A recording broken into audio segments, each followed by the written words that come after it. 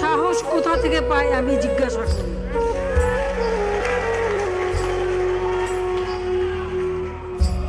আমি জানি না আমাদের হাই কমিশনার এখন কারা বসেছিল এবং তারা সেখানে কিছুই করতে পারলো না কেন, সেটাও বড় প্রশ্ন।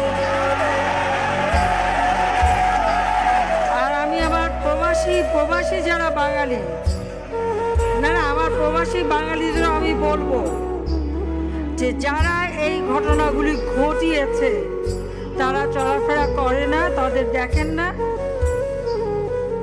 যে হাত দিয়ে জাতির পিতার ওই ছবি নিয়ে তারা ভেঙেছে, তাদের যা উপযুক্ত করা উচিত সেটা করতে হবে। কারণ জাতির পিতার নাম মুছে ফেলার চেষ্টা করা হয়েছিল, তো তারিখ যেহেতু দূরের কথা, ওর বাপ তো চেষ্টা করেছিল এই নাম মুছতে, ওর বাপও চেষ্টা করেছে, মাও চেষ্টা করেছে। তারা কি পেয়েছে নাম মুছতে? পারে নাই। ইতিহাস কখনো কেউ চাপা দিতে পারে না।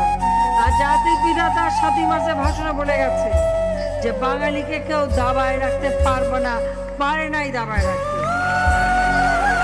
আজকে এত বড় দুঃসাহস হয়ে যায়। হ্যাঁ, আমি প্রধানমন্ত্রী এসে আমারটা যা করুক, ওটা আপনি কিছু করে দেন, কিন্তু যিনি আমাদের জাতির পিতা, যে আইন আছে সেখানে হাত দেবে, এত সাহস কোত্থেকে দেবে? তারিখ যে ভুলে যাচ্ছে,